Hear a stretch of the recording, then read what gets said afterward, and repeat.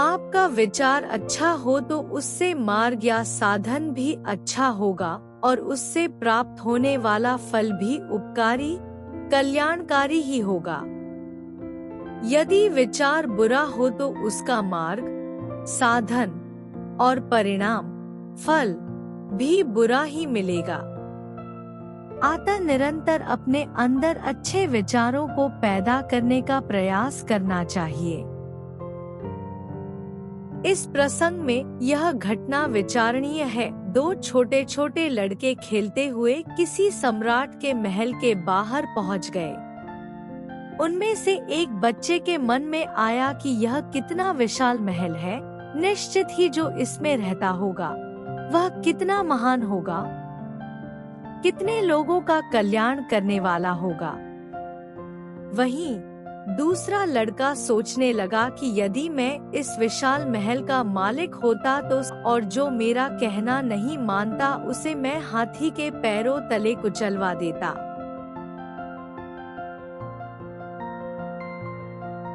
इस प्रकार बुरा विचार करते हुए वह वहीं अपने मित्र के साथ महल के द्वार के पास सो गया।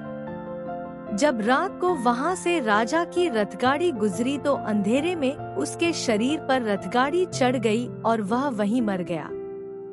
जब उसका मित्र इसे देख बिलखने लगा तो महाराज ने देख लिया और कारण पूछने पर पता चला कि रथगाड़ी के नीचे आ जाने से उसका मित्र मर गया।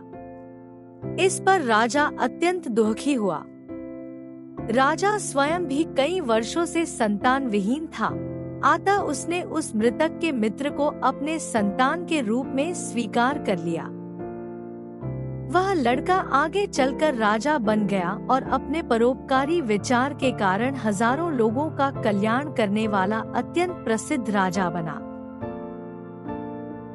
अतः जो अच्छा विचार करता है उसे अच्छा ही अच्छा मिलता है, जो बुरा सोचता है उसका परिणाम भी बुरा ही मिलता है। वास्तव में यदि आप अच्छे होते हैं तो सभी का आप भला करना चाहेंगे और करेंगे। यदि आप अपने में बुरे हैं तो सभी आपको बुरे ही लगने लगेंगे और दूसरों के प्रति आपका बर्ताव भी वैसा ही होगा। इस कारण आपको दुख ही दुख होगा। अतः आध्यात्मिक गुरु दलाई लामा जी भी अपने उपदेशों में बार बार यही कहते हैं कि यदि आप अपना हित पूर्ण करना चाहते हैं तो दूसरों का हित ज्यादा से ज्यादा करने में जुट जाना चाहिए। इससे आपका अपना हित ही ज्यादा होगा, क्योंकि आपको चाहने वाले ज्यादा होंगे और इससे आपका अपना इष्ट कार्य भी अनायास सिद्ध होगा। अतः अच्छा और बुरा सबसे पहले मन में ही उत्पन्न होता है, इसलिए मन ही सर्वोपरि है। अतः मन पर नियंत्रण करने का सदैव प्रयास करें। यही एक प्रकार से इहलोक और परलोक के सुख का आधार है। मन ही संसार में बंधन और उससे मुक्ति का प्रमुख हेतु है। वस्तुतः अविद्या, राग, द्वेष आदि क्लेशों से वासित, ग्रसित चित्त ही संसार है और इन क्लेशों से विमुक्त चित्त ही निर्वाण है। इसलिए चित्त ही सभी धर्मों में प्रमुख है। व्यक्ति, गांव, समाज एवं राष्ट्र, आभ्यंतर विचार, संस्कार और संबंध का ही परिणाम है। जैसा आपका विचार होगा, संस्कार होगा, वैसा ही बाहर व्यवहार प्रकट होगा और वैसा ही अन्य से भी संबंध स्थापित करेगा तथा व्यक्ति, गांव, समाज एवं राष्ट्र का स्वरूप भी वैसा ही होगा। हमारे समाज में जो सांप्रदायिकता, आर्थिक प्रतिस्पर्धा, जातिगत एवं भाषागत ऊंच नीच का भेदभाव आदि जो समस्याएं हमारे सामने हैं, जिनसे हम लड़ रहे हैं, वह हमारे मन के अंदर होने वाले विस्तृत द्वंद्व एवं युद्ध का बाहरी रूप अर्थात परिणाम ही है।